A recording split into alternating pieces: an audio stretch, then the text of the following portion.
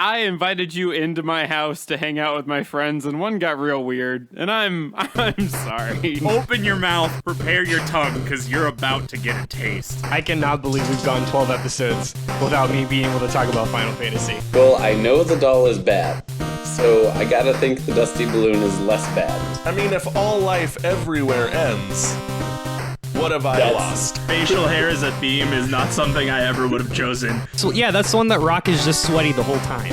He's got that good pointy Jafar beard. I've got 3 pages of AMA citations. This is the Debate This podcast.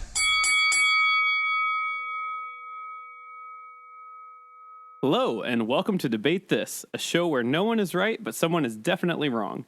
In this podcast, we take time out of our busy adult lives to talk about comics, video games, and how my life has become a dark spiral of being continuously beaten into the ground by people playing Joker and online Smash. Please stop. Just stop.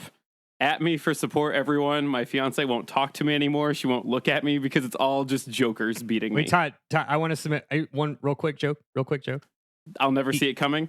Damn it. Get out of here. He never saw it coming. Amateur hour. Oh, man. I haven't bought Joker yet. Is he good? Is he that good that Todd is crying? I cannot play him well, but the rest of the world can, and I'm standing still while they're running laps around me. All right. So a concept that we've taken here at Debate This as of late has been recasting leads in movies or franchises that we think need some help. Well, in 1993, the world was given its 2 greatest films of all time, Jurassic Park and the Super Mario Brothers movie. Since the only way to improve Jurassic Park casting would be to have more Jeff Goldblum, just in every role, I've assembled a crack team to pitch me a recasting of the Super Mario Brothers movie because it was very, very, very, very bad. You know, they originally thought it would be Chris Pratt that would fix Jurassic Park and make it better, but we all learned the really hard way that it was not. No. You mean he tried? More dinosaurs, just bringing them back to life wasn't a good idea again? Huh. So my panel, who is pitching for my funding today, consists of Andrew Hot Trash Henderson. My actual high school nickname. Matt, a slightly too long hug, Cole. Which is my actual nightmare. Yep. Kyle, someone playing music on their phone in public, Harper. Table flips. Just Jesus in the temple table flips. And since this is such a massive undertaking, we've also brought in a special guest today, and that is Giovanni. Hearing your grandparents talk about how millennials are destroying everything and have no reason to complain, Colantonio from Left Trigger, Right Trigger podcast. Yes, and that is actually kind of what my weekend was when his that's very, very accurate. This is going to be half podcast, half support group, just for everyone involved here today. So before we get into things, Giovanni, you're kind of new to the Debate This, stage here. We've suckered you into talking about a no good, very bad movie today. So before we get into all of that, why don't you tell our listeners a little bit about yourself and Left Trigger, Right Trigger? I would love to. First and foremost, though, this is going to be a great movie by the time we're done with it. I want to make that clear. It's going to be extremely good. I host a show called Left Trigger, Right Trigger. We are a video game book club. The format of our show is that every episode we pick a topic, whether it be winter or unpopular or fruit. And each host brings forward a game that they think somehow fits into that topic, and we kind of discuss games through the lens of that topic. It's really fun. It's the kind of thing where if you don't know a lot about games, cool. We explain everything. It's not, up to date and current. So we just try and talk about games as a whole through the history. We also have a shameful side podcast that I would be remiss if I didn't plug. Our shameful side podcast is called Full Metal Bazinga. Full Metal Bazinga is a Big Bang Theory final season watch along podcast. Which is also an improvised audio drama. He says with a question mark. It's really hard to explain, but it is a very strange show, and if you like weird half fiction, half watch along, boy, that's a show that you might want to hear? Question mark. Is Big Bang Theory finally ending? What will my parents watch now? Yeah. Oh my God. What will my father relate to me with? Right? Or try to relate to me with? Try to, yeah. Every time I go home, So quick little story there. So Matt and I met Giovanni and the rest of the guys from Left Trigger, Right Trigger at PodCon. And while when they introduced Left Trigger Right Trigger, like, cool, you guys do a video game podcast too. That's awesome. Full Metal Bazinga was the thing. I was like, oh damn, we need to be friends with these guys right quick. I hate Big Bang Theory. We do too. And the only thing that I think could make it worse would be an improvised audio drama that goes with it. So I'm wondering if this is like a double negative situation where it makes it palatable. It goes all the way back around, Todd, where it's amazing, actually. So I have two questions for you before we start, Giovanni. First one, what's the weirdest like video game to topic match that like was actually a really good fit? Ooh. That is such a hard question because we've done so many episodes now that it's very hard. I'll tell you about the weirdest one we've had recently, and it kind of didn't match. But when we talked about fruit in our most recent episode, we all really had to stretch. We all really had to stretch to figure out how to fit it, and our host Colin came up with the argument of talking about like an obscure Sonic spin-off game starring Tails that's kind of a Metroidvania that none of us had ever heard of. Oh boy. I played that game. I played it. It was it was Tails Adventure, right? Yeah. You collect different items and they let you do stuff. And it was super fucking hard. The argument that was like, this is why I'm talking about it for fruit was, quote, you ever walk into a grocery store and there's a fruit that you don't know what it is? This is like the weird fruit of games. And we were like, what? It is. So that's not the best connection, but it's the most interesting. That's the exact answer I was looking for. And then the second question I have, and if I understand if it's too personal, what was it like having your international crime syndicate broken up by a 10-year-old twice in 3 years? Gosh, yeah. You know, I just kept looking back at it and thinking like maybe I should have had a Pokemon other than Persian at my side, or something a little stronger than a Persian. Yeah, and like relying on Rhydon with like a move that has a 30% chance of hitting. It's like what team comp is this? You know, it's a bold move. It's definitely a bold choice. And like everyone, and you're gonna have a water type on your team, obviously, because there's like 92 of them, and out of the 150, so there's so many. So I think next time I try and take over the world via Pokemon. Really mixed comp team, you know. A little more bit of everything. type diversity. Good. Yeah, I think so. There's like this high concept at which debate this episodes live. Thank you. Then up here on cloud 9, 6 feet higher, are Giovanni and Kyle right now talking about the Pokemon anime. Like I got the Giovanni joke and I'm like, that's funny. I get it. And then it kept spiraling like deeper and deeper. And I was like, I'm not on this ride anymore. I got off a while ago. That is your teaser for the rest of this episode from me. Well, I'm good. Todd, you can take it back if you want. Yeah, let's get into this. So, we are recasting the Super Mario movie. Not that anyone asked us to, but we're doing it. So the original movie starred Mario, Luigi, and Daisy as kind of your three main characters, the protagonists. So give me your Mario in your movie, along with the other protagonists of your story from the Mario universe and the actor or actress that is playing them. This doesn't necessarily have to be Mario, Luigi, and Daisy, as long as Mario is one of our leads. His name is on the billboard. It's in the title, so like he's got top billing. He can't go anywhere. So let's go ahead and start it off with Andrew. Yeah, I'd love to. So in order to reboot this movie the correct way, we're going to need some real star power. And I would venture a guess to say you're going to see that from all three entrants today.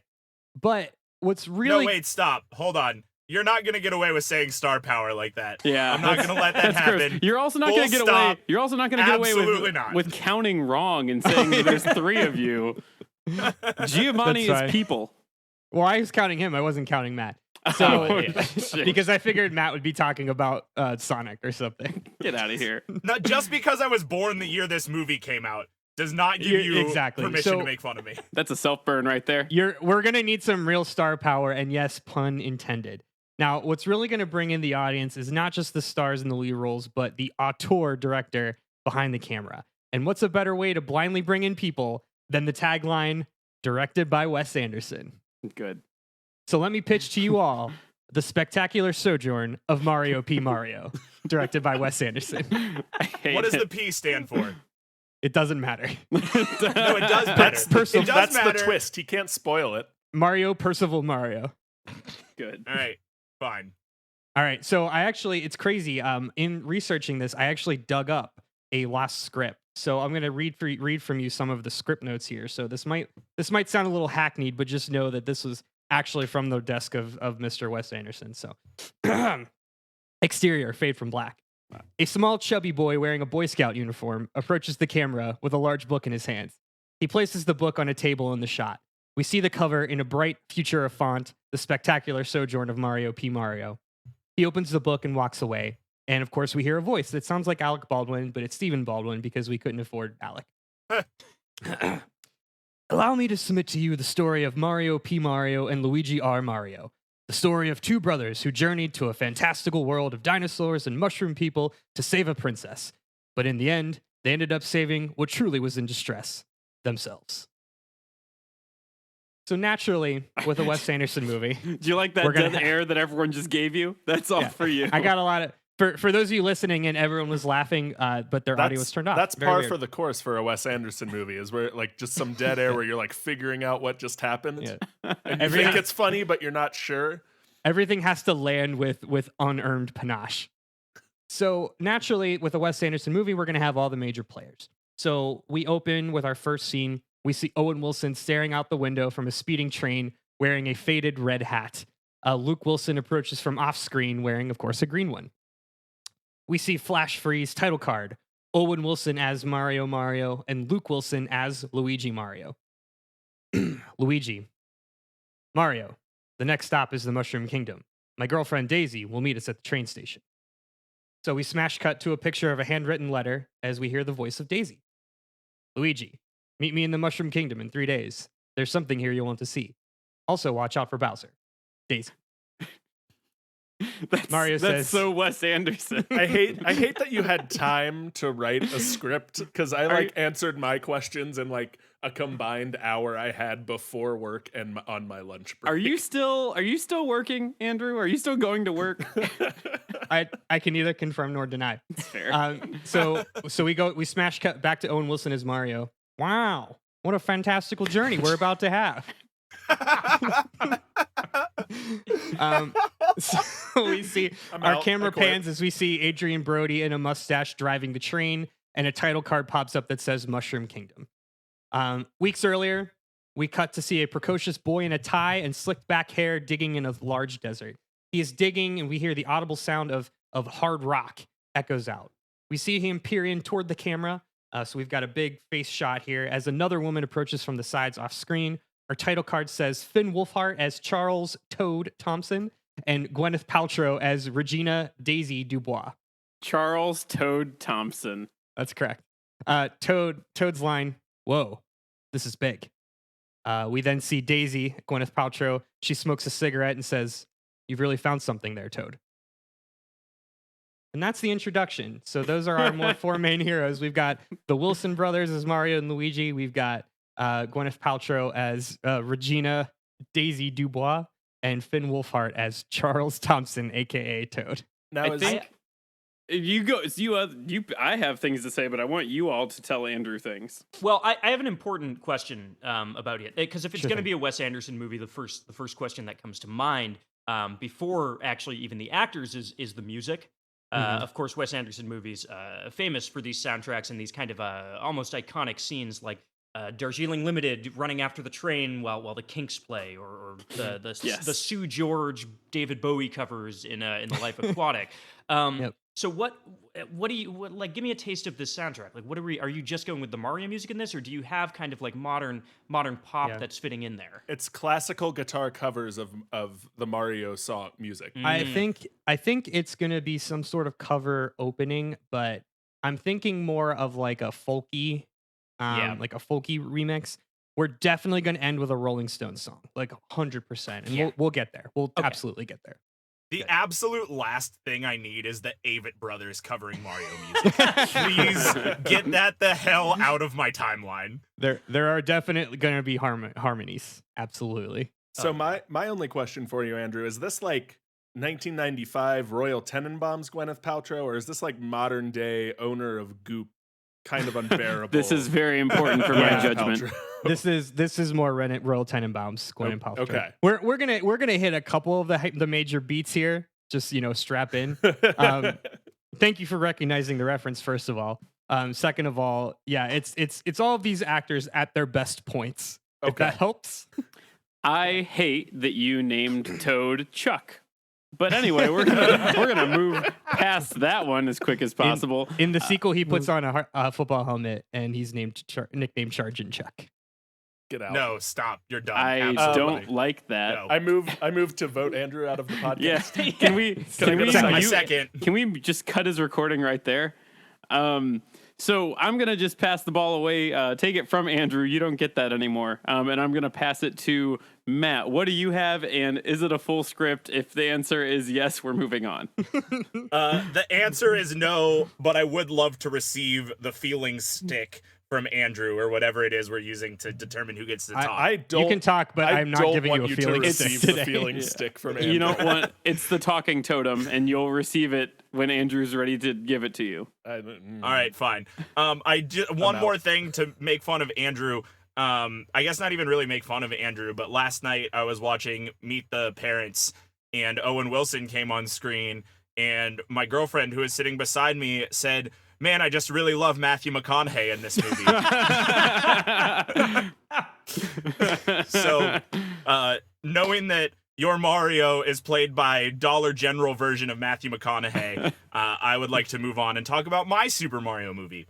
But to talk about my Super Mario movie, I need to go back a little bit and tell you also that last night I watched the 1993 Super Mario Brothers movie, and it is very, very, very bad. Yeah. It's the room Holy bad. smokes. It's awful. For It's reasons so that don't make bad. sense, it's bad. Yeah. Can I tell my fun anecdote about the movie? Yeah, go for it. Is it Dennis Hooper? Was Hopper. Hopper? yeah. Hopper, Dennis Hopper. He did an interview in like 2007 where he talks about he like had his son watch the movie or what, or he made the movie for his son. His son was 6 at the time and loved Mario, and he's like, sure, it's a paycheck, it's a movie I can do, my son will watch. And his son watched the movie and he's like, Dad, why'd you do that movie? It's like, he said, well, so I could buy you things like those shoes you got on. He had a new pair of shoes on, and his son was like, Daddy, I didn't need shoes that bad. Oh, poor Dennis Hopper. very good. Man. Owned by his kid. Yeah. There it is. There's the proof that even Dennis Hopper's kid acknowledges how bad the Super Mario Brothers movie is. And I would venture to say that the reason it is bad, I was contemplating this last night, is I was like, why in the hell am I spending 2 hours watching this movie that I found on YouTube? I was contemplating, why was this movie so bad? Like, It's at the 'cause they core cut point. the writer's budget and put it all into the cocaine budget. Mhm. Well, I mean, that certainly didn't help, but I think at the core of this is the fact that the Super Mario Brothers canon does not have enough substance for a full screenplay. It just doesn't. No, it does There's not. enough. What? Huh? No, it does not. No, exactly. Like, Mario Brothers is you wake up, Peach is missing, you go find Peach, end of game. That's it. That's Mario. The 15 minutes of cinematic cutscenes in Super Mario Odyssey was like it. And that was stretching it. Yes, exactly. So, there's only one way to take this movie and make it okay for 2019, and that is not to answer the question of how do we make a good Super Mario Brothers movie. That is to answer the question, how do we make the best worst movie? Oh And no. the answer Hmm. is we're making a one-off, over-the-top cult classic comedy, and we're doing it right meow. Oh no. All right, well, there's the pause for laughter, oh, no. and it Oh, didn't the come. You didn't introduce your concept first, dummy. I was it. That was the introduction of the concept. All right, shut up. We'll do a Everyone second take say later. hello. Everyone say hello to the super broken lizard brothers. Oh. Oh. Oh, boy. I get it. Yeah, The meow, yeah, there it is. Great, thanks. Okay, Paul Soder will be playing Mario, and Steve Lemmy will be Luigi Mario. And because I know everybody's familiar with Broken Lizard movies like Beer Fest and Super Troopers, Mm-hmm. everyone knows the character names, but nobody knows the actors' names. Not I at all. understand that. Accurate. I also had to look up the actor names because I did not know. So Paul Soder was Jan Wolfhausen in Beerfest and was Foster in Super Troopers. Steve Lemmy was Fink in Beerfest and Mac in Super Troopers. The Jewish guy / redneck guy in Super Troopers, and then Paul Sutter's like the main guy, right? Yep. Yeah. So, also, Jay Chandrasekhar is directing because he directs most of the Broken Lizard movies Natch. and is co-starring as Bernard Yoshi Yashashwi. And Oh, Sarah that's Silverman good. is That is there a good as name. Mario's. Oh, thanks. Good. I liked that one. And Sarah Silverman is there as Mario's ex-girlfriend, Paulette Paulentino. But this movie really isn't about her, and she really doesn't matter. Good. As Pauline doesn't matter. Yeah, Truly. exactly.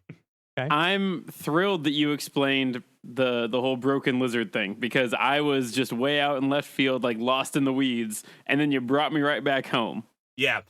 Like I know the name Broken Lizard, like, is the name of their comedy troupe. And I know Jay Chandrasekhar because I think that he is probably the most recognizable out of the group, being the one not generic white guy in Broken Lizard. Right. The other names, I was like, I've absolutely no idea. I had to look. Well, let's keep the ball rolling. We got a lot of ground to cover, and so I'm going to take the emotion totem, or whatever we called it, from Matt, and I'm gonna thrust it towards Kyle. If we've got to call it anything, can we just call it the conch? Can we just pass the conch around? Pass the debate this conch shell. So actually, Matt, I think I figured out the main problem with the 1993 Super Mario Brothers movie, and that was it wasn't gritty and realistic enough. There it is. Yeah. Oh, okay. So I don't know, man. There were some gritty moments in that movie. Yeah, it was basically shitty Blade Runner. That's legitimately true. Oh no! Got the same color palette. Yeah. Well, that's it for debate this cast. Yeah, there it is. I'll take my trophy and go home. Thanks. Yeah. So we're gonna bring on Martin Scorsese to direct. But the working title, at least, is Gangs of Mushroom Kingdom. So this is gonna be set in 1920s New York. We've got Leonardo DiCaprio as Mario, an Italian man trying to make it as a plumber, an Italian immigrant. I'm sorry, trying to make it as a plumber. Thank you. For my people. with his brother Luigi, played by Ray Liotta. They run this struggling 2-man plumbing operation. When they are hired by the heiress Persephone Peach to a successful fruit orchard from upstate to figure out why she isn't getting any water to water her orchards. And that is the basic premise of our gritty 1920s gang drama, Gangs of Mushroom Kingdom. Who the actress that you have playing Peach? How would I know her?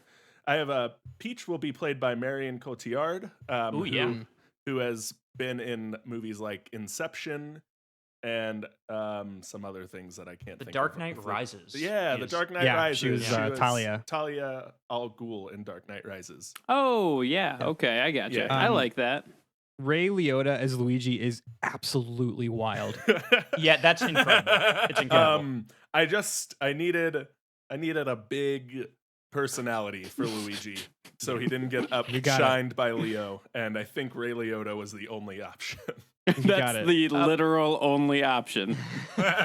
So wait, does this take place in the Mushroom Kingdom specifically? Because this actually kind of sounds like it would be, it could be set in Mario's canonical hometown, which is Flatbush, Brooklyn, according to the Super Mario Brothers Super Show.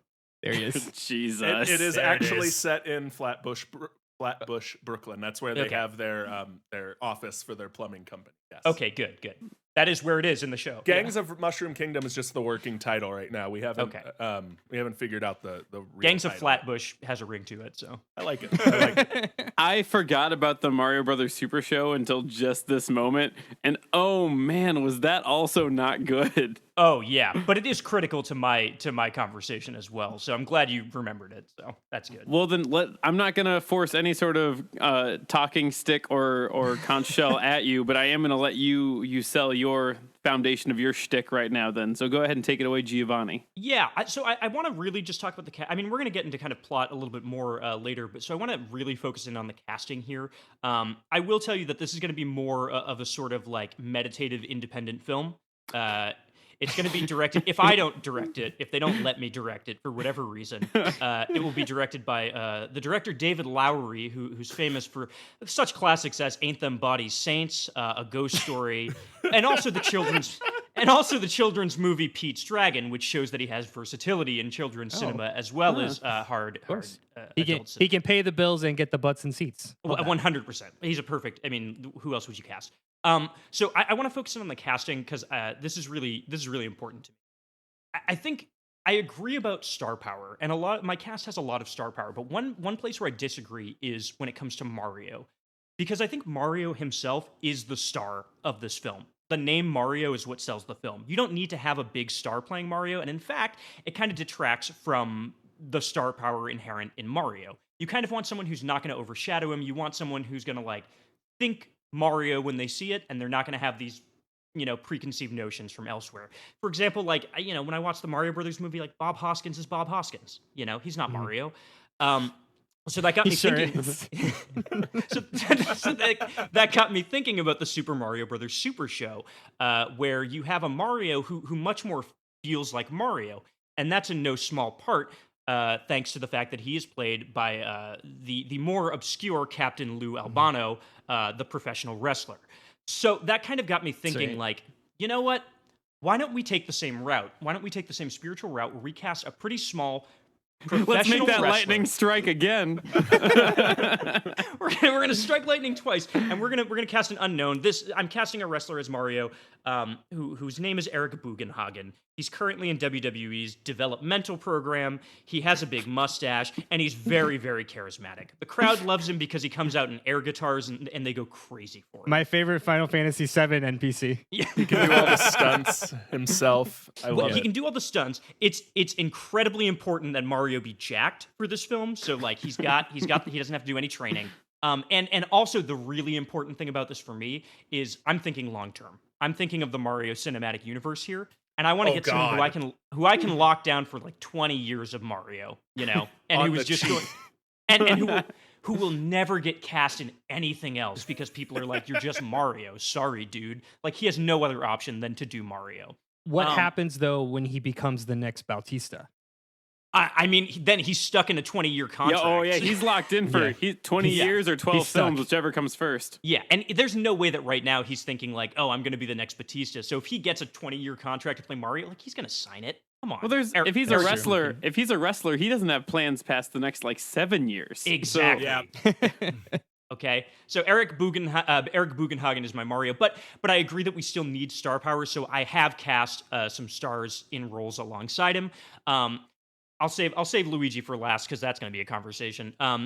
So we are going to have Daisy is going to be a major part of this film. She's kind of the actual protagonist of it. So I wanted to have someone who is just a tremendous actress, and for that I have cast Elizabeth Moss of Mad Men fame. Very good, very good.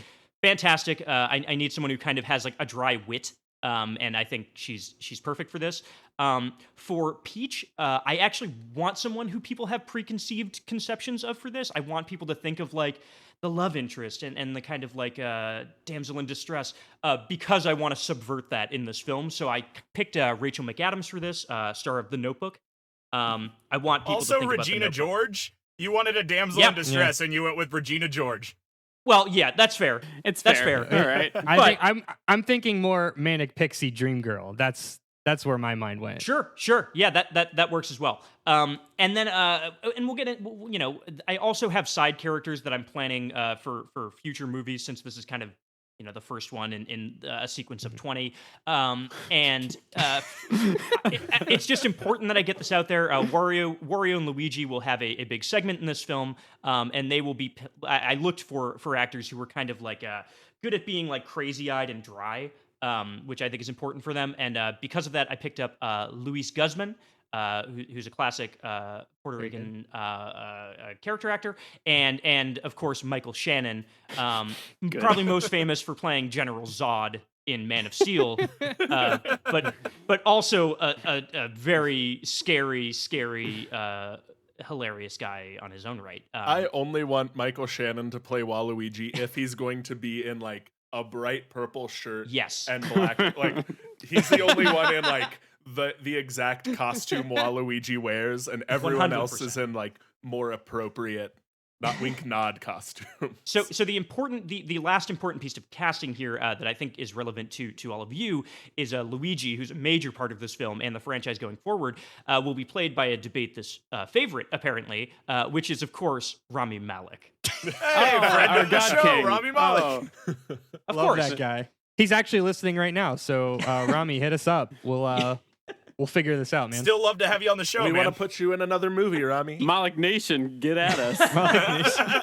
He's tall, he's skinny, he's got those like he can do that like wide-eyed kind of like scared look. Like I cannot think of another person you would cast as Luigi, period. And we can't either now. I just Yeah. want everyone here to know that in my mind, any time you say who you cast as Luigi, I think of that person trying to do the flutter kick across a gorge. Perfect. And I think Rami Malek could do it. I think that he could Oh, yeah. flutter kick across a gorge. If anyone has the acting chops to do a flying flutter kick, it's Rami Malek. Certainly. So I have to add something before we move on to the next question. So you had said Michael Shannon for Waluigi. Yes. And I love that, but I have to say in my stupid dumb Todd brain, I kept reading that as Michael Cera as Waluigi. Wow. And I realized those are not the same person. Michael Cera will play Shy Guy. I mean, so he'll be in there. So. It's okay. I read that as Michael Chiklis from The Shield, which is There you go. No, he will be Piranha Plant. It's equally as wild. Yeah, that's good. Yeah. That's- Okay. So we've got kind of the foundation, got kind of a taste for what's going on, but we have heroes of our story, but there's no way that we're getting out of the flagship, what is supposedly the launch of the Mario Brothers cinematic universe without having Bowser being the headlining big bad. So what I need from you now is give me your Bowser, and you know who's going to play them and what / they or he is going to look like. So that could be, you know, are they CGI'd? Is this like a Josh Brolin Thanos situation? Is this more of like a a more different interpretation? So tell me who Bowser is and what they are looking like. Andrew. All right. Well, I'm going to continue and flip over to page 42 of the script that I've uncovered. And so we're immediately following. We were in the desert. Toad just made that massive discovery. We cut to see a black van pull up as we see the logo Koopa Corp Ltd. From the passenger seat emerges a tall, lanky man in a black suit. He's got dark sunglasses and black, kind of spiky hair. The title card reads Jason Schwartzman as Reginald Bowser III. I mean, I like it, but I also hate it. Like, I love what you're doing, but at the same kinda point in where I'm time, going with. I hate what you're doing. I play really well in that space. So what is Jason Schwartzman going to look like? So, well, he's pretty unremarkable. He's Jason Schwartzman, so he's about 80 pounds and 7 feet tall, and he looks generally greasy like Jason Schwartzman does. Like I say, he's going to look very rich, so he's always going to be wearing like a dark black expensive suit.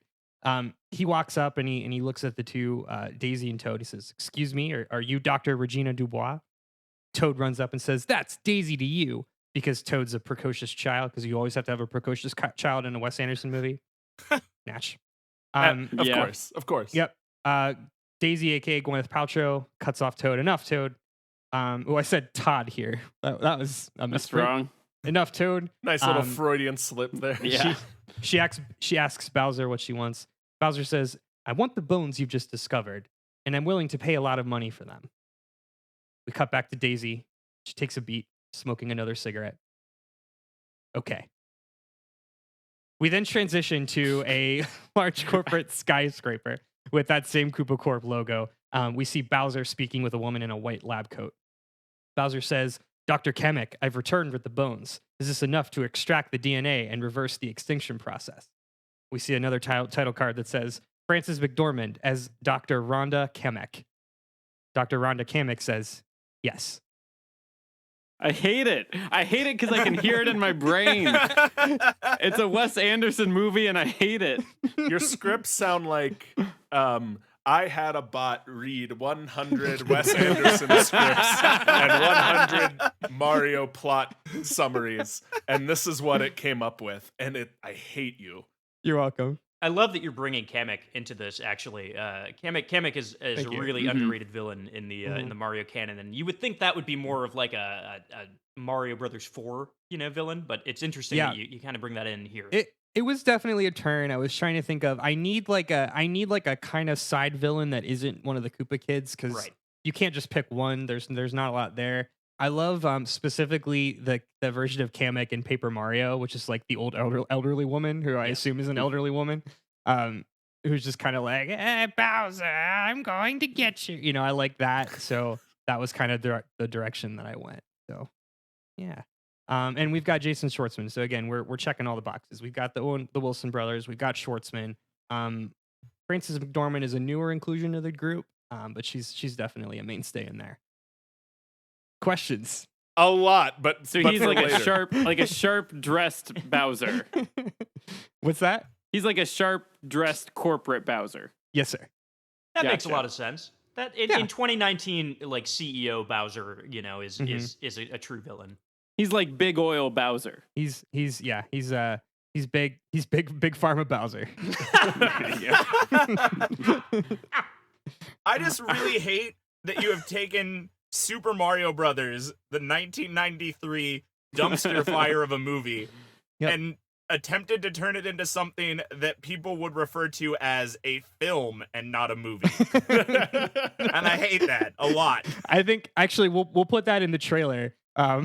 Critics say Super Mario Brothers is, quote, a film, and it'll come out, and we'll all have to listen to our friend Ian Sanderson explain why it's actually the best film of 2019. That's correct. And yes, because every language arts major and lit major, English lit major, will love the fuck out of this movie. The trailer will be the best trailer of 2019. The movie, it'll do fine. It'll make its money back. All right, Matt, what do you got for us? I have Jeffrey Leon Bridges playing the dickbag landlord Bo Servency. Bozer. Bo Servency. That's Bozer. good. It took me too long to realize that Jeffrey Leon Bridges is Jeff Bridges' full name. And I really hate you for that already. So you're fighting an uphill battle here. I think you were expecting that to have a lot more weight than it did. I'm making a Broken Lizard movie here, guys. There's not a lot of weight to it. Y'all are out here crafting indie films, and I'm just trying to make money with laughs and get the hell out of here. So Jeff Bridges will be playing dickbag landlord Bo Servency. He looks like if the dude hosted Tool Time on Home Improvement, but had the demeanor of Obadiah Stane in Act 3 of the first Iron Man movie. I mean, since 2008, Jeff Bridges has only been playing the dude or Obadiah Stane anyway, so exactly, it's not a stretch. We're just gonna put a tool belt on him and make him look like Tool Time. Tim Tool Time. I don't even remember what the hell his name is. You weren't born yet. Matt, I got a question. Yeah, what's up, Todd? Are you trying to pull a producers on us right now? Is that what you're doing? Are you trying to make a very low budget movie and then run off with all of my studio money? Is that what you're doing? No. Okay. Listen, this is gonna tell me so much money. Look at Super Troopers 2, which was released a year ago, 2 days ago from the day we're recording this, and was a super massive, disgusting moneymaker. Do you want me to pull up the numbers on how much money Super Trooper 2 made? I don't need to know. I don't. Because I'm going to. Oh. Pause for... Kyle, Sorry, get I'll cut it out ready. later. I want to pass the ball to you quick. Yeah, so Super Troopers 2 grossed $15 million in the first weekend. $15 million in opening weekend. On what budget? Because $15 million in movie money is not a lot. Yeah, that's not very good. Well, I don't think that it probably costs a lot to make Super Troopers 2. They did that Kickstarter, so they got it all pre-funded. Yeah. So the budget was $13.5 million, but a lot of that was crowdfunded, and that's $15 million in the first weekend. So that's not total money made. That's opening But for weekend. a movie like Super Troopers 2, that is probably total.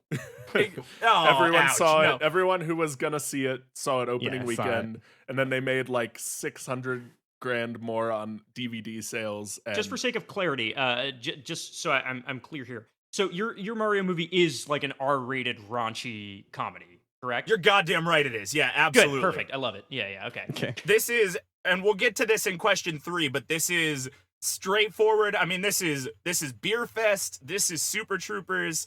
This is Club Dread. This is any Broken Lizard movie reskinned as Mario Brothers. Cut, paste, send, tweet. That's it. Hey Matt, I got a question Yeah. for you. Hit me. Do we have any nuts? Any any nuts? We gonna see any nuts? I'm not doing this. I'm not doing this game. I'm not How- playing are it. you just like one nut? You gonna do one nut? We'll Hey, probably see one so nut. in this last question, we spent about 2.5 minutes talking about Super Troopers 2, which by my math is 150 seconds longer than I ever want to spend talking about Super Troopers 2. So, Kyle, please say things that if you reference Super Troopers 2, we're done. We're cutting we're not making the movie, we're cutting it and we're done. So that's really unfortunate because it's using the same production team as Super Troopers. No, in Gangs of Mushroom Kingdom, Mario, Luigi, and Persephone, Peach, uncover this diabolical plot to control New York or the East Coast or whatever's access to running water. All led by the mob boss Daniel Bowser, played by the esteemed John Goodman. He will be in a very dapper green suit with red accents, and we'll meet throughout the course of the film. We'll also meet all his underlings, his henchmen, his enforcers. So we'll meet characters like his 2 Russian enforcers who use hammers to intimidate the boss Bowser's clientele. A team of ghost-like assassins who sneak up behind their victims, led by their quote-unquote King Boo, played by Harvey Keitel. Oh, good. Oh, that's good. that's very good. That's And very good. his wild card second in command and cousin to Mario and Luigi, Wario, played by Robert De Niro, as well as his brother Waluigi, played by Alec Baldwin. Okay. Wow. Who referenced Alec? Oh, it was Andrew that said we That was couldn't me, get yeah. Alec. Well, you got to No, save he the was- budget for Waluigi. He got called into a Scorsese apparently. Martin Scorsese can get Alec Baldwin. I don't know about Wes Anderson. So Never would I have thought that our recasting of the Super Mario Brothers movie would land us 2 Baldwicks deep. But here we are. And there's the title, 2 Baldwins Deep. So I'm looking at this John Goodman casting as Bowser. Am I right in imagining him as like the John Goodman Cyclops from Oh Brother Where Art Thou? Like that same like concept. that energy with a bit of the evil that he shows us in 10 Cloverfield Lane too. So a little of the Ooh. unhinged That's John very Goodman good. there too. But we're Yeah. getting John Goodman is like he's gonna get an Oscar weirdly playing Boss Bowser in Martin Scorsese's Super Mario Bros. Movie. So it's gonna be quite the performance. And then his straight to Netflix series, Boss Bowser. Yes. All right. Okay. No one asked for that. Just noises of uncomfort. All right, Giovanni. Giovanni didn't try like and that. try and He make didn't us like that forget at the all. things that Andrew said. Gladly. That's actually the subtext of this this whole podcast is debate this, aka help us forget the things that Andrew said.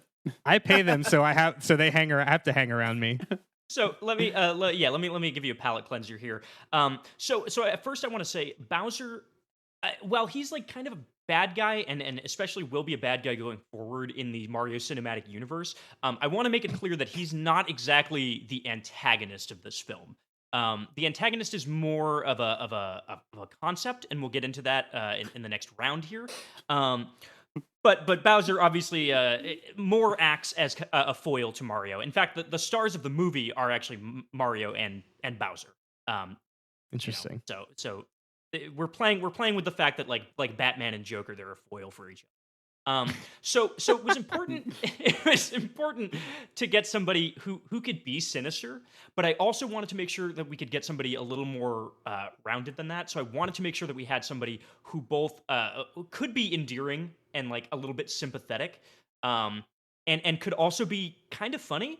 And willing to kind of be a little bit goofy, because I kind of want to go with the interpretation of Bowser in this one that you see in a lot of more recent Mario games, where he's like a little bit of a goofball, like he's a little bit of a ham. So the actor that I've chosen to portray Bowser in this, I think is perfect, and that is J.K. Simmons. Now, the reason I picked J.K. Simmons is because I think two of his roles throughout his career kind of encapsulate what I want this Bowser to be. And I would say that this Bowser is somewhere between his character from Whiplash, the not my tempo, like, asshole. Throwing music. Cymbals through walls. Yeah, he turns on a dime and you're like, Jesus Christ, this guy is scary. Like, this is a bad situation that this kid is in.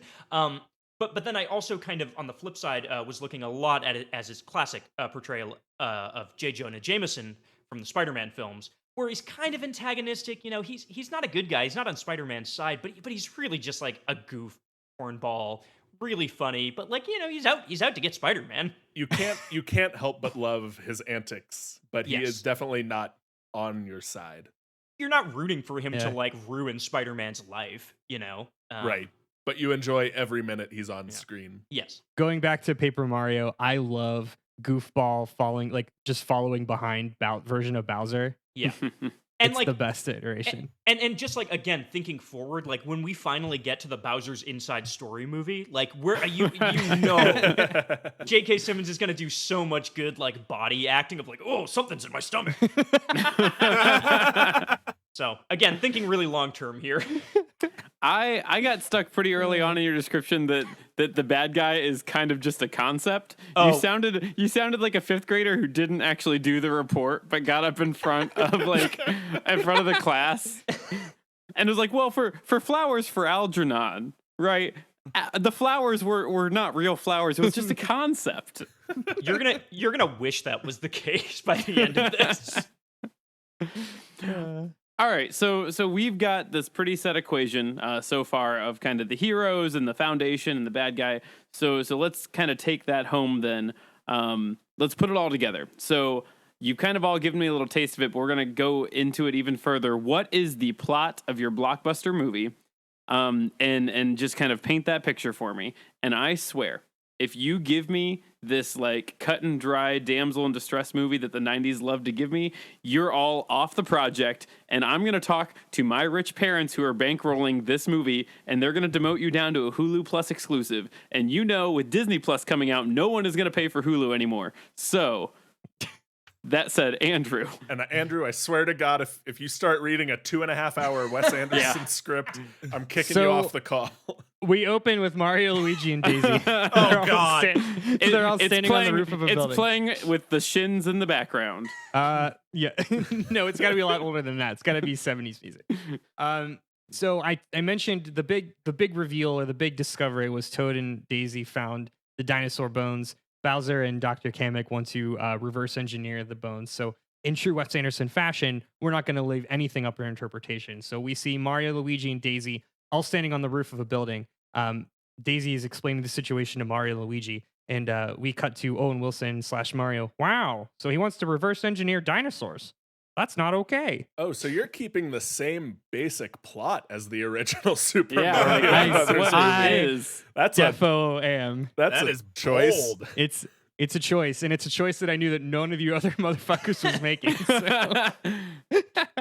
I knew if I made the bad decision, none of you would have made the bad decision because it's bad. We see Luigi, Luke Wilson. Not okay. You mean like how you slept with my girlfriend 6 years ago? So we've introduced now that this is a romantic triangle dynamic. Mario and Luigi have both, unfortunately, had a romance with Daisy, if you will. Daisy wants none of it, so she's smoking a cigarette and says, "Stop your squabbling." Toad runs in. He hands a pair of binoculars to Mario, and we don't see what's in the binoculars, but we do see a close up of Owen Wilson's face looking through binoculars, and we hear, "Wow, That's a dinosaur running down the street. So then we see a stop motion dinosaur running from several stop motion cutesy European looking police cars. We then close in to see a panicked look on this stop motion dinosaur's face as he approaches the edge of a cliff. He then looks around and then smirks. Tough luck, boys. Looks like it's the end of the road. And then our title card freezes and we see George Clooney as the voice of Yoshi. We see. I feel like you did all of this just to like show off your Owen Wilson voice. Yeah. Yes, I was thinking that. I am workshopping a few characters. Yoshi jumps out of frame as all the police cars pile up in an adorable pile of stop motion mess, and Yoshi reemerges on the screen with wings as he flies away. So our plot continues. Mario, Luigi, and Daisy to follow after Yoshi. During this bit, Mario and Luigi will share some more passive non sequiturs, and their conflict will eventually climax into an actual fist fight. And then at some point, Mario and Daisy will longingly discuss their romantic past, probably in a small tent, but ultimately decide to stop seeing each other for Luigi's sake. So the group, at the climax of the movie, the group encounters Bowser and Kamek as they trick Yoshi into walking into an electronic cage. After some polite yet firm discourse between Mario and Bowser, Kamek agrees to let Yoshi go. We see Jason Schwartzman as our Bowser. I'm upset that I was bested by the Mario brothers, but I've learned something that's more important than wealth or power. We need to cherish the environment and the creatures that we live among because, gosh darn it, it's all we've got. So Mario looks at Dr. Kamek. Wow, thank you, Dr. Kamek, for seeing our side. I feel like I owe you dinner or something proper. Kamek looks back at Mario and says, no thanks, Mario. The princess you're looking for is in another castle. Stop. I don't know where it happened, but at some point in that description, I went from enjoying this to not enjoying this anymore. Yeah, that was quite the roller coaster. I gotta tell you. Our camera pans down and we see Luigi and Daisy hold hands while a Rolling Stones song plays as we fade to black. That's good. Okay, I hate so much the things that you choose to be. So much. I hate it. I had so much fun writing that. Ugh. I'm sorry. I want to apologize to the other three of you that I brought to this trap by accident. To Giovanni, like, this is your first time on our show. You have to deal with this. To our listeners, like, I went to film school. This is every script. Like, I'm used to this. He loves Don't it. worry. He loves it. I invited you into my house to hang out with my friends, and one got real weird. And I'm sorry. It's so okay. It's okay.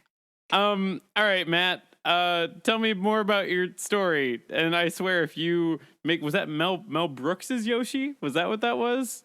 No, it's George Clooney. George Clooney. Maybe I just blinded it out of my brain because I needed it to go away. I like Mel Brooks's Yoshi way more than I like George Clooney's I actually Yoshi. do like that a lot. Yeah. George Clooney, that was my fantastic Mr. Fox nod. Yeah. Yes, there it is. Okay, that's yeah. All right, Matt. What do you have? All right. Well, when it comes to Broken Lizard movies, if you were to hear, hey, Broken Lizard is doing a Super Mario Brothers movie, this is it. And Mario and Luigi are exactly what you want them to be. Two burnt out, too old to be living together brothers who have landed minimum wage service jobs in the plumbing industry that never really turned into anything more. So our movie opens with an eviction notice on an apartment door, although it looks like it's been there for quite a while. Pay your fucking rent or leave is written in what looks like it could be motor oil, partially on the notice and partially on the door. This is the apartment of the Mario brothers.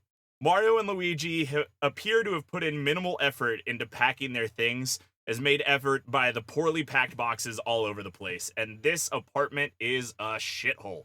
It's a terrible place. Everything is broken or in the dark or covered up with a blanket to ignore how broken it is. This is just a terrible place. Luigi sits on the couch drinking from a brown bag, while Mario is on the phone in what could vaguely be described as a kitchen. He enters what could vaguely be described as a living room to tell Luigi that their cousins are coming to town this weekend and will be there in a few hours. This just sounds like Dumb and Dumber. Yeah, well, it's not far off, man. So let's cut forward a few hours to the entrance of Kevin Heffernan, who is Landfill in Beerfest and Farva in Super Troopers, as Nice. Wario Mario, and Eric Stolhansky, who is Todd Wolfhausen, and Rabbit as Waluigi Mario. They plop down and immediately ask Mario and Luigi if they have a hookup on any drugs that they can use to party this weekend. Which is exactly, and they would have a smell to them. Yep, 100% a smell. I love that you reserve that for literally the tall guy and the fat guy. Yeah, most definitely. So, unfortunately for Wario and Waluigi, the brothers say no, but they're sure their buddy Yoshi can hook them up. They call Yoshi, he comes over and explains his weed guy was out, but his mushroom guy came through with some brand new super shrooms. I hate it. So Wario is the first to grab a handful out of the bag and shove them in his mouth. Nobody was really planning on doing the drugs at 4 p.m. on Friday, but Wario already started, so we might as well join along. So it's Dumb and Dumber turns into Dude, Where's My Car? Continue.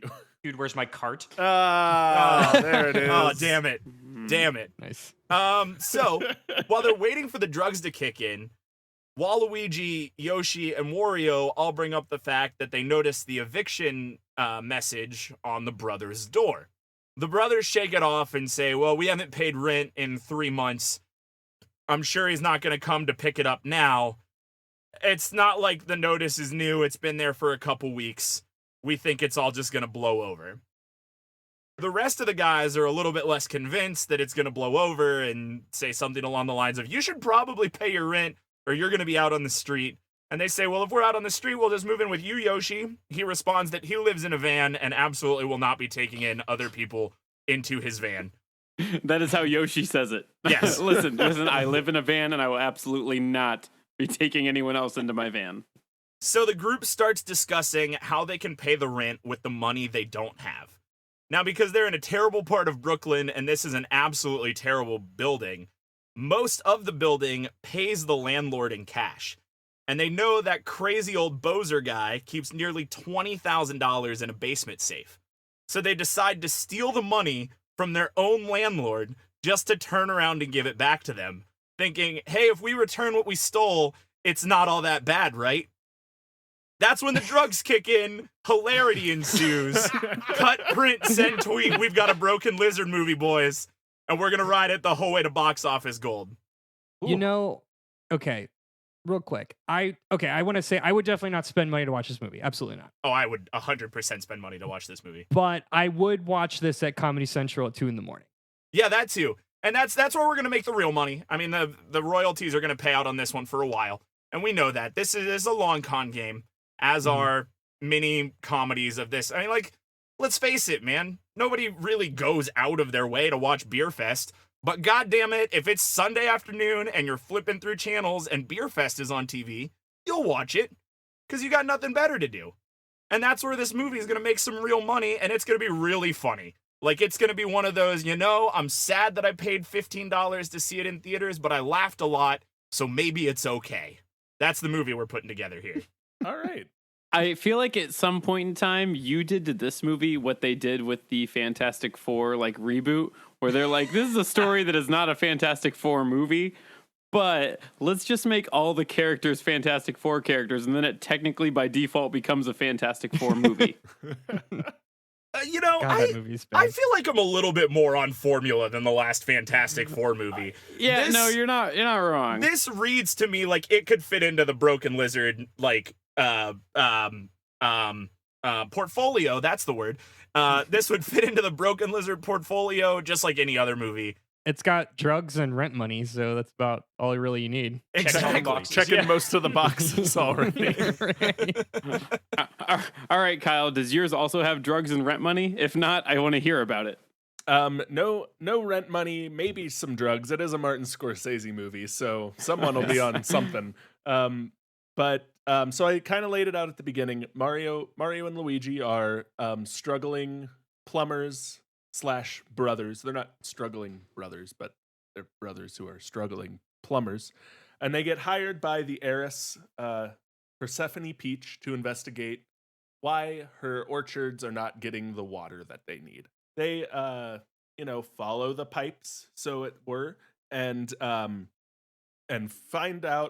uncover this diabolical plot by Boss Bowser to control New York's water. The man in charge of water in this developing time is going to be a very rich man, and Bowser wants that power. They kind of encounter Bowser. He laughs them off and has them escorted out of his office by their cousins, Wario and Waluigi. But they aren't giving up. Persephone Peach's money is going to really help them get their business back on track. Plus, both brothers seem to have a crush on this character and would do anything to please her. So they're going for it, and we get kind of into the action-y part of the movie. They take out some lower level thugs. This is when they run into King Boo, again played by Harvey Keitel, and his gang of assassins. They find out kind of the weakness in Bowser's plan, what needs to go wrong for his whole plan to fall apart. From King Boo, after they beat him, they dig a little deeper. They get to go confront Bowser again when they're met by these two mysterious Russian hitmen known only as the Hammer Brothers. Again, big bloody fight. Luigi, gets like his leg broken by one of these Hammer Brothers, but Mario manages to pull out a win and kill them as well.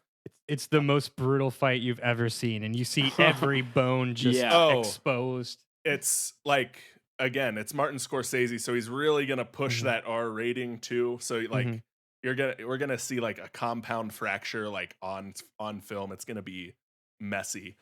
And finally it comes down to the final battle.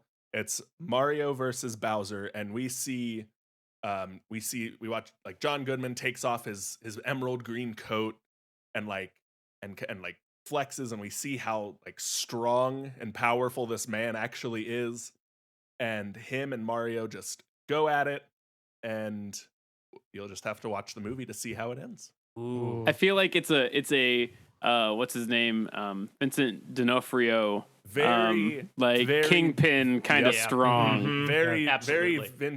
Very Kingpin-esque from the Daredevil show role played by John Goodman. Man, imagine if someone would have cast Vincent D'Onofrio as that role. That would have been so cool. I thought about man. it. He was my second only. choice. I was home with him. All right, Giovanni, bring us home. So this movie, give me that taste of the plot. What's the story we're telling here? So in order to figure out the story of a Super Mario Brothers movie, I think you first need to ask yourself, what are the Super Mario Brothers games about? And Sure. Matt, I'm gonna go against you here. I think our movies are interestingly at odds with one another. So I'll kind of be the foil for you here. And I'll say that every game is about something, right? In some way. Pong is a game about competition, right? Pac-Man is a game about measured fight or flight response. What is right? happening? These games are all about things, right? So, and I think a lot of times movie producers fail with video game adaptations because they look at a property like Assassin's Creed and they're like, why should we adapt this into a movie, a different medium that is a storytelling medium? And they go, oh, because it's a popular game and there's knives and there can be cool knife fights, right? Whereas you should be going like, look, Assassin's Creed is a game about kind of the way we view history and the way we view it through our ancestors and the things we don't know versus the kind of secret history that's not recorded. Wait, right? It's not a game about parkour? No! It was just a parkour game. Get out! Kyle, you're not looking for the deeper meaning. And you freaking scrub. Stay with me here, God. So the Super Mario Brothers games, I spent a lot of time to figure out what they're about, and I came up with two things. The first one is they are games about travel. Every Super Mario Brothers game is about Mario going to different locations, and mechanically what you're doing in the game is you're learning how these worlds work so that you can get through them. And if that sounds kind of far-fetched, keep in mind that Super Mario Sunshine, literally a game about going on vacation, Super Mario Galaxy, Mario's going to space, and Super Mario Odyssey is literally a game about travel, 100%. And if you track some of these Mario games back and start to view it through that lens, they all kind of fit into it. Super Mario World, he's going throughout the world. 3D Super Mario Brothers 3, all these different diverse levels that he goes to. I can say with confidence that these games, if nothing else, are about travel. The second thing is a little bit more obvious, and that's that the Super Mario Brothers games are obviously about toxic masculinity. I think we can all agree there. There's really no need to go into that too much deeper. But if I have to, it's about Bowser and Mario fighting over, who kind of owns Peach, right? Like who Mario just like overstepping his bounds to save her. Bowser just constantly kidnapping her. This tracks. This is all obvious. Yep. I don't have to expand on this more. You'd think Mario would get the hint after like the third or fourth game that maybe Peach doesn't want to be around him. That's why she keeps getting kidnapped. You would think he'd get the hint in the first game where he goes to the castle and they go, sorry, she's in another castle, and then like keep going to other castle. Like she doesn't want to be found. Yeah. They saw him coming and they shut the lights off and pulled the curtains. Yeah, exactly. So with this all in mind, my Super Mario Brothers movie, which is a introspective independent film, is about.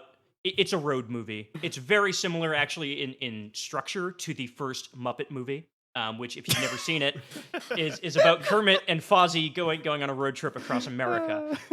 So what happens in this film is we kind of open up with this montage of Mario and Bowser getting in all of these different fights, right? And it starts off, it's just like all of these different fights where Peach is in trouble. And as the montage goes on, like, Peach is in less and less trouble, and the scenarios kind of become more and more like Mario's just kind of like getting into fights with Bowser over kind of nothing, and Peach is clearly like fine. So we kind of start with this montage, and then we kind of get our title card. The way the plot progresses is that Peach one day goes missing, and Mario, of course, instinctively goes to Bowser's house, and he starts beating the shit out of him. And Bowser's like, literally, what did I do? Why are you beating the shit out of me right now? And Mario's like, Peach is missing. Obviously, you took her. And Bowser's like, what do you mean she's missing? And like both of them kind of go into a frenzy because Mario's like, where'd the princess go? And Bowser's like, Peach is mine. I'm supposed to kidnap Bowser. I'm supposed to kidnap her. Where is she? So the two of them argue. Mario's like, I'm going to go save her. Bowser's like, I'm coming along. Mario's like, of course you're not. We're enemies. He's like, you're going to need my help. Mario eventually says, fine, but we're bringing my brother because we need someone to come along with us. Now, of course, Luigi hates this idea. He's like, Mario, I'm not going to do it. Mario kind of bullies him into it, and the three of them go on a road trip. Now, the structure of this film is kind of them going around to different locations from the Mushroom Kingdom, where they kind of meet different characters. They kind of learn more about these worlds and themselves as this trip goes on. One of the key characters that comes in early is Daisy. Daisy kind of acts as the actual protagonist of this film because she kind of is the voice of reason. And one thing that's very important is she's instrumental in Luigi's plotline. So Luigi kind of gets bullied throughout this whole film by both Mario and Bowser, and there's actually a scene where they kind of go to a Dire Docks-esque beach location from Mario, and Mario's like, oh, let's get in the water, and Mario takes his shirt off, and he's jacked as fuck because he's a wrestler. Sure. And Luigi, of course, is like, I don't want to take my shirt off, and they're like, no, come on. And he finally does. Because I'm Rami Malek. Yeah, it's Rami Malek. He's like, It's I don't very want to do this. And Mario and Bowser just like rag on him. They're like this like pipsqueak. And like this is like a point in the movie where Mario and Bowser like kind of become one and the same. Like you see that foil crossover where they're like both being kind of dicks to Luigi. So they go on this road trip, and along the way, Daisy, sees this behavior and kind of like befriends, Luigi, and is kind of like, your brother's kind of a dick to you. And he's like, yeah, I know. He's just trying to make me be a better man, whatever. And of course, throughout this, Daisy is going to help Luigi recognize his asexuality, which I think is important. Not a lot of asexual characters in cinema. We really need to normalize it. Well, and this is canonical in Mario, of course. So we just have to get it on. And there's not a lot of good asexual representation in Hollywood. So this is perfect. So anyways, eventually the film they get to Peach. They find her. Bowser immediately is like, oh, finally, I'm going to take her. Mario's like, get the fuck out of here. They get into a big fight. And Peach is just like, look, this is why I ran away. And they're like, what? And it's like, I left. I left because I was so tired of the two of you. And she leaves. And this is not unprecedented. This, by the way, if you've played Super Mario Odyssey, literally is the ending of Super Mario Odyssey. Bowser and Mario get into one last confrontation. They're fighting with each other. And Peach is like, fuck both of you. And she leaves. So there's precedent for this. So this film kind of ends with Mario realizing that he's kind of been a dick this entire time, that he's kind of just like becoming like Bowser in a different way. He apologizes to his brother. Him and Luigi become friends again, and this allows us to set up a lot more in the franchise. It paints Mario as sympathetic in the end. He learns something about himself. And when I said that the concept of this movie is a little more abstract, that's because the protagonist of this film is actually masculinity, and they all learn to overcome this in their own way. So that's my pitch. I think this all is pretty clear cut and makes sense. This is all straight from the source material. So hopefully this is all good by all of you. Ripped right off the pixels. Yeah, Right off. It's great. Screen to I script. mean, it is basically the plot of Paper Mario 2: Thousand Year Door. Yeah, 100%. Yeah, Yeah. big inspiration for this one. What I like most about this is it's essentially Sideways, 2004's Sideways. One of my favorite films. Same. And it hits all of those story beats. And I know that Rami Malek is Luigi, but I could not picture Paul Giamatti as Luigi. Good. That's actually when I have to recast Malek when we start to get like when the actors start to get like in their 40s and like Bugenhagen is still under contract, but no one else is. Like, well, Giamatti. you get that Academy Award. You start getting, you get a little feisty with the contracting. Yeah. Think about consider Giamatti. Okay. Maybe like a coming of age kind of post. I like it. Yeah. Yeah. Well, and Paul Giamatti will take any role too, so he'll be easy to get. Oh, he will. After the Rhino thing fell through, I think he was looking for some money to come through on For that. another franchise. Well, so you all gave me a lot here, and I've got one more question. That is the super secret bonus question. So I'm going to go ahead and feed it to you. So, guys, I've got some good news. The movie was a hit. It killed in the theater during its Armistice Day weekend release. And so we are now green lighting a Super Mario Brothers 2 ASAP. So the twist is that conventional formula, it's not going to work again. So we're going to take a note from past Mario games, and we can't have Bowser be front and center as as an antagonist. We need a different big bad, a different poster. So it can't be Bowser, and it can't be toxic masculinity again. So Fair. it is someone, it is something else. So the super secret bonus question for this week is tell me who is the new breakout big bad of your sequel, and then who is playing them. And so while you're thinking about that, we're going to go ahead and take a short break.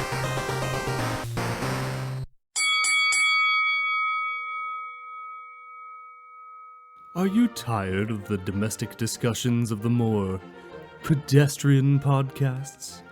Looking for a more enlightened way to talk about video games? Then look no further than Left Trigger, Right Trigger, the video game book club, where 4 hosts discuss the more sophisticated issues in games. Topics include body parts, Zelda, The Division, Hyperlight Tokyo Drifter, good vibes, Time Machine, doing the biscuit faces, being terrible, Musapan sex dance. The faces are terrible. when the mouse is away, or when the cat's a mouse. I can't tell white people apart. My body is going to dissolve. I'm playing wine. The Gashapon is just a womb. Man, this game's got hot orcs. Left Trigger, Right Trigger, your video game book club. Wow, that was What? really disappointing.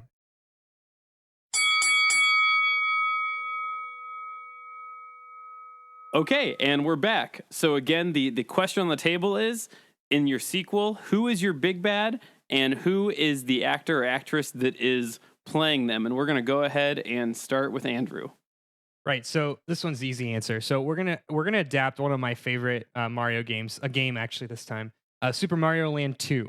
So we're gonna have Owen Wilson coming back, and this can be the post credit scene.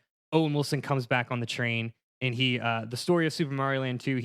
Mario arrives at his castle that he apparently owns, and Wario's there that's taking it over. So what's gonna happen is Owen Wilson comes back. He walks in his house and is like, "Gosh, it's been so long since I've been home." And then the camera pans. We see Bill Murray with a big old chomping a big old cigar. He turns around in the rolly chair. He says, "Welcome home, Mario." And then we just see Super Mario Land 2, directed by Wes Anderson. I hate how So bad Bill that Murray is Wart. Bill Murray is Wario. Oh, Wario. Oh, I okay. thought he was. Gotcha. That would be good too, actually. That's a good one. That fair enough. That is good. No, I like Bill Murray as Wario. You always have to have Bill Murray. That's the last checkbox, and I wanted to make sure I saved that for the most important checkbox. All right, Matt. Well, I'm sure you were concerned, but in case you were, I don't know, the Mario Brothers did manage to pay their rent, and in doing so, they realized that their landlord has been doing a lot of really illegal things, and he got arrested, and everything is great, and they think they're going to live rent-free until, post-credit scene, we see that their building is bought by a group of investment bankers, and that group of investment bankers is known as Smithy and Sons. And so now, Good. Smithy, Good. Amazing. Smithy, played by like Ed that. Helm, along with his sons, Mac, played by Jason Sudeikis, Bowyer, played by Jason Bateman, and Yuridovich, played by none other than Charlie Day, will be the big bads for the Oh my next God. Super Mario Brothers movie. What a good, weird Super Mario RPG pull. I appreciate that. Love it. You're welcome. All right, Kyle. All right. So for our sequel movie, we're actually gonna focus in a little more on the second Mario brother Luigi, played by again Ray Liotta. He's gonna inherit this is not directed by Martin Scorsese, by the way. We couldn't get him for the sequel. But because we're gonna take a wild turn. Luigi is going to inherit this mansion, which happens to also be while it was abandoned, it was used as the hideout for the assassin clan of the Boos. And Luigi will have to clear out King Boo, played again by Harvey Keitel, and his team of assassins from his newly inherited mansion in Luigi's mansion. I just love the way you said. I love the way that you said Luigi inherits a mansion. You definitely didn't bury the lead. Kyle, that is definitely directed by Quentin Tarantino, right? 100%. Good. Love it. And it's just that setup, an hour and a half of martial arts, different martial arts battles choreographed by Quentin Tarantino, and then a nice monologue by Harvey Keitel before Luigi rips his heart out of his chest or something super Perfect. All super while graphic. holding a vacuum. All while The poltergeist. The vacuum will be, he will heavily use a vacuum in all of his kung fu fights, a la Good. Jackie Chan. Perfect. All right, Giovanni. Yeah, so I mentioned my casting for Wario and Waluigi. I forgot to mention that in the plot they encounter them at some point because I wanted to make sure we get to them in this movie. The first movie is going to be just called Super Mario, but the second movie is going to be called Super Mario Brothers, and it's very much going to be about the relationship of Mario and Luigi now that they have sort of started to patch things up, and they still are a little bit uncomfortable with one another, because there's a lot of things that they're dealing with, years and years of just kind of bullying and treatment. So of course we bring in Wario and Waluigi as a direct foil to them, who are really just these totally dysfunctional brothers, where Mario and Luigi can really come together and put the past behind them, come together as a family, much like in the Fast and Furious films, to defeat Wario and Waluigi. So very simple. This will of course. Because Bowser wasn't actually the villain in my first film, this will set us up for our third film for Bowser to really come in and be the big bad. But this will allow Mario and Luigi to get on the same page before that big thing happens. You got to go micro before you can go macro. Exactly. This is like an Avengers 2. There's there's an hour-long scene of the farm. All right, so you guys have given me a lot to think about. And so before we move on, I just need some final thoughts. So give me 5 to 7 words that describe what you are pitching to me today that I'm going to decide if my inheritance goes to help build this masterpiece. It's simple. Your tagline is a Wes Anderson film. Done. It works. coming to discount theaters near you 4/20/2020. Coming to your Walmart discount DVD bin. Coming to the $5 bin 4/20/2020. Coming to Comedy Central afternoons in 6 years. Hashtag a Redbox exclusive. All right, Kyle. Martin Scorsese gets movies made. We waited a long time for Wolf of Wall Street, but he finally got it out there, and I'm confident that that Martin Scorsese's Mario Bros will get made. So many hyphens in that 5 to 7 words. That's a lot. Yeah, that's a lot. That's a lot. Five simple words from me, and those words are: I went to film school. I've been in debt for like 8 years. Give me this fucking movie. Just give me a win, Guys, Giovanni needs this. please. So while I take all the debate this ingredients and try and build a debate this cake, not bake it, but I'm building it, I guess, because that's the verb I used. Go ahead and real quick, let's throw some good vibes at one another. Tell your friends what you like that they brought to show and tell today. Yeah, I'll start. So, Matt, I love Super Troopers. I love Beer Fest. When you said that originally, I knew immediately who I had already casted in, and our thoughts were exactly aligned. I was like, if this motherfucker doesn't put Farva as Wario, I'm leaving. Very well done, very well represented. I love it's the perfect Broken Lizard movie that I would, like I said, that I would watch exactly on Comedy Central at 2 a.m. So great job. Kyle, that was wild. The Scorsese movie was absolutely insane, and but also the most conceivable, strangely enough, of the 3 movies, of the 4 movies. How many did we do? 4? 4. I'm not counting mine because mine was just absolute insanity. And Giovanni, we've only started to get to know each other, but I already know that you were very good at book reports when you were a kid. Am I wrong? I don't remember, but I'm gonna say yes. I have to imagine. I already said it, but I love this like sideways, like middle age coming of age like tale here, and it's specifically the like they have the woman to show how too much of an asshole the rest of them are is very good. So the funny story when Todd and I were watching Shazam, he looked over at me because that was a thing that we did a couple weeks ago.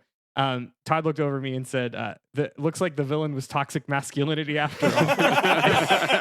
It's a great villain. It's a great villain. And oh man, if that isn't just the core tenet of most of these movies these days. So excellent work.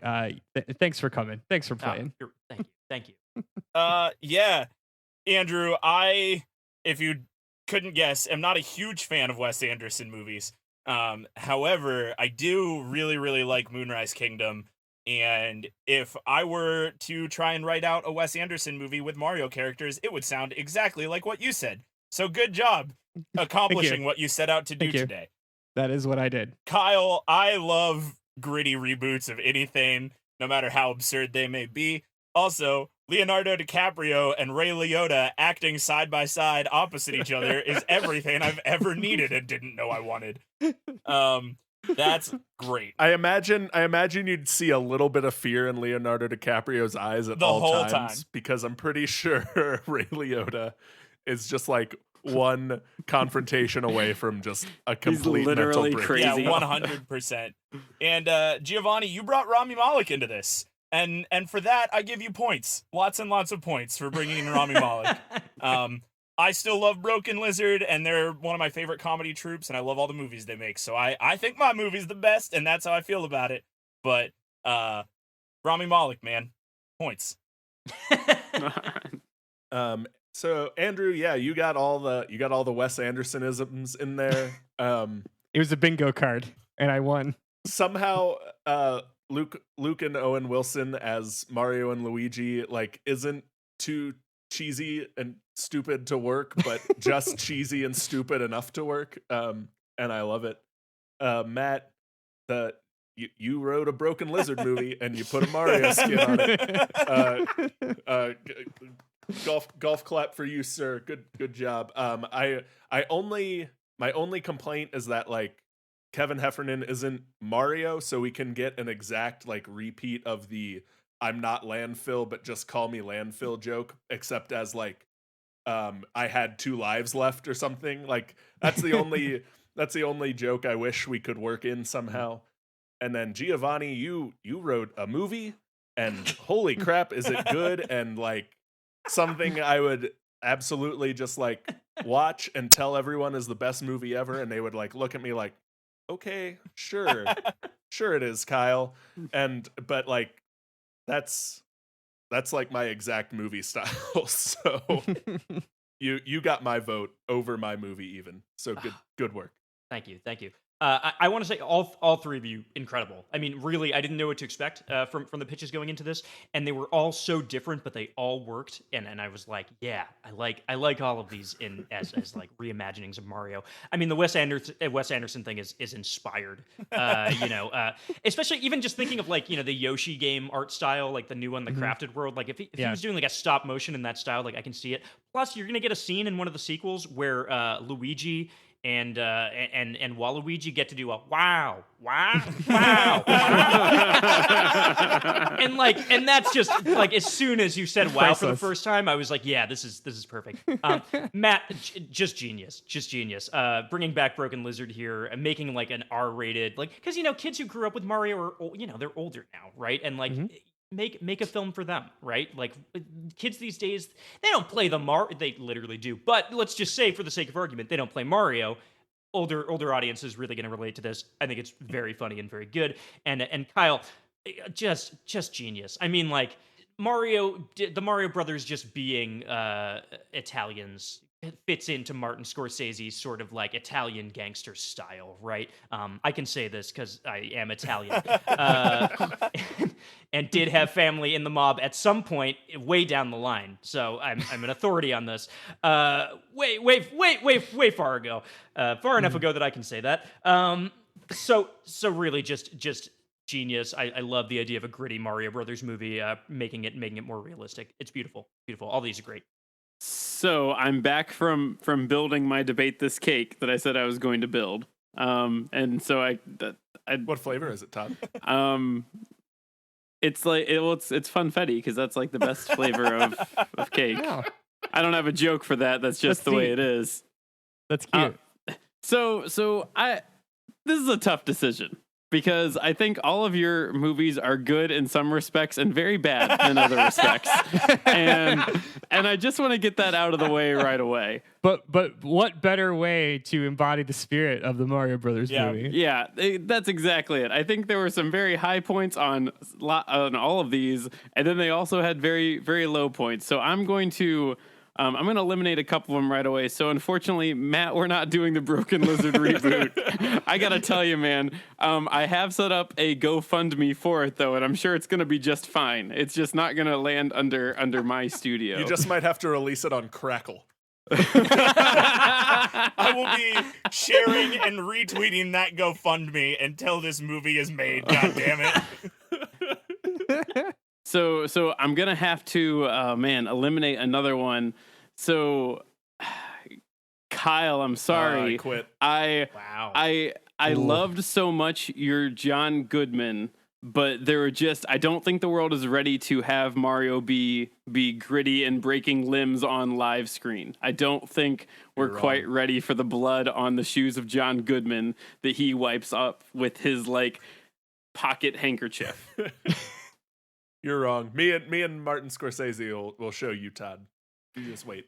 So I'm left here with Giovanni and Andrew, and so I'm just gonna go ahead and announce the winner, and then let second place just kind of deal with that. And so the good news is that we can look forward to 20 years of a wrestler playing Mario because Giovanni is the winner, and there's so many good reasons why. So one, toxic masculinity is always the big bad, and I think you did have me at first copying that equation of having a pro wrestler play Mario because that man is nothing but biceps and beard and mustache. That's all he is. But I gotta say, Andrew, it was a close second because before Giovanni had said it, I in my head had Owen Wilson going "wow," and then Waluigi going "wah." Like that mental image played over in my head a couple of times. So Man, I should have doubled down on that. Now picture that though, but like with Ruby Tuesday playing in the background. Does that put him over the top? Does he win first place now? Does that change anything? I will say, if for some reason the MBCU falls through, we're totally going to reboot it in another couple years as a Wes Anderson Fantastic Mr. Fox style movie, like hands down. Perfect. So we'll go ahead and cut it there. So thanks for listening to Debate This. Follow along with the argument on Twitter, Facebook, and Instagram at DebateThisCast, and check out our website at debatethiscast.com. If you like what you hear, please leave us a review so more people can hear our nerdy, fun, dumb, pointless show. Until next time, I'm Todd Thomas. I'm Andrew, 2 Baldwins Deep Henderson. I'm Matt. My microphone cut out while we were recording this, so I had to re-record it later on my phone. Cole. I'm Kyle. I'm actually more proud of casting Harvey Keitel as King Boo than I am as John Goodman as Bowser Harper. And I'm Giovanni. Look, just you don't have to be performative in your masculinity, Colantonio. Saying thanks for debating with us, and if you think we're wrong, then you can come fight us behind the swing sets, nerds.